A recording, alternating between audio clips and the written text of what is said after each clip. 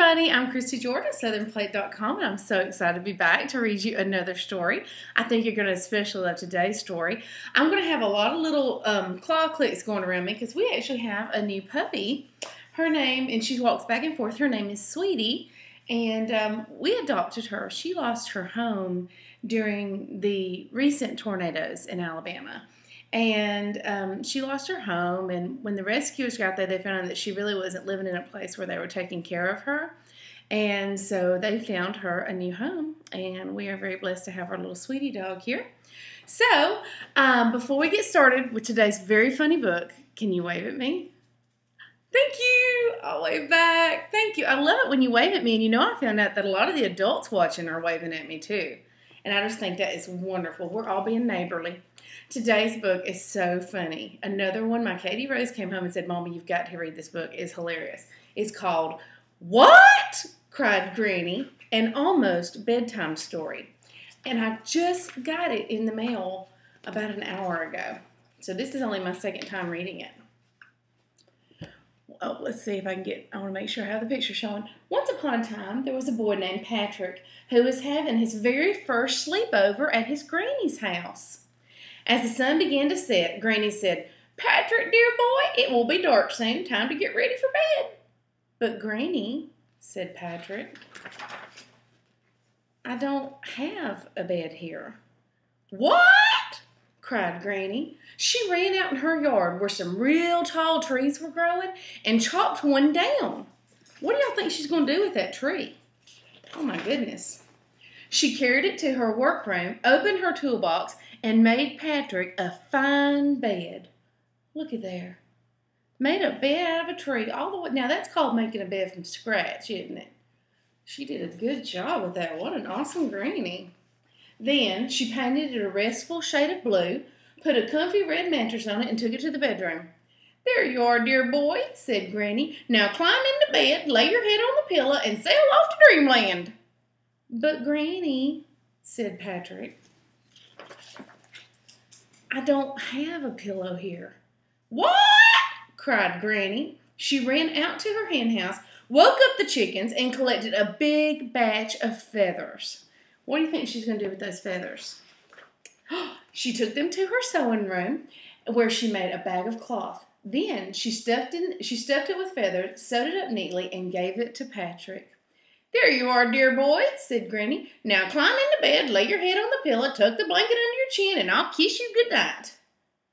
But Granny, said Patrick, I don't have a blanket here. What do y'all think Granny's going to say?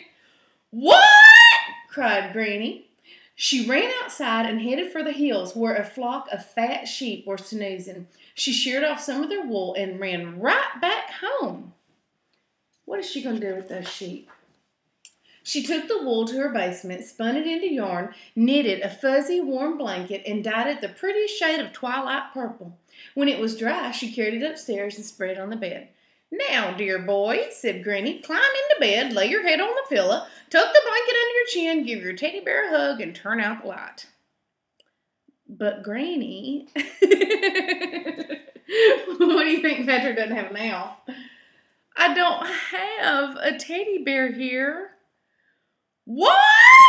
Cried Granny. I bet Granny will take care of it. She grabbed her emergency sewing kit, tore down the living room curtains, cut, sewed, stuffed, added button eyes and a red ribbon, and made a teddy bear for Patrick. Isn't that wonderful? Now, Patrick, said Granny, climb into bed. Lay your head on the pillow, tuck the blanket under your chin, give your teddy bear a hug, and go to sleep. But Granny, said Patrick, it's morning. What? Cried Granny. Isn't that a funny book? So Granny was missing all the stuff. By the time she finally got Patrick ready to go to bed, it was morning and time to sleep was over. That's funny. I love that. So did I tell y'all, I don't know if I told y'all who this is by. It's by Kate Lum. What? Cried Granny. So we enjoyed that book. I hope y'all have grandparents you get to go sleep over at sometimes. I used to get to spend the night with my grandmama and granddaddy in Huntsville, Alabama, and we would go on Saturday night sometimes, and grandmama would make cornbread for supper. And then after supper, we would crumble up the cornbread in big glasses of milk, and we'd eat it with a spoon, and we'd watch Hee Haw. Y'all don't know what Hee Haw is. And there's really not a lot, I guess, that kids can watch on Saturday nights now. I would ask your parents if they'll get you a DVD of the Muppets or something, because that's also a really fun show. So maybe watch DVDs or movies and just have a good time. But if you don't have a grandmama or granddad that you can spend the night with, anytime you have somebody that loves you and cares for you, it's always special to get to spend time with them. Sometimes you could even have a summer party with your mama or daddy. Just say, hey, can we have a summer party tonight? Sometimes my kids get in bed with me. Mostly my daughter now that my son's older. And we'll lay in bed and we'll tell stories and we'll giggle. And sometimes we watch movies and we just have our own little summer party. Only here at my house, they already have beds and pillows and blankets and teddy bears. So I don't have to go chopping down trees or getting feathers from chickens or shearing sheep or breaking out my emergency sewing kit.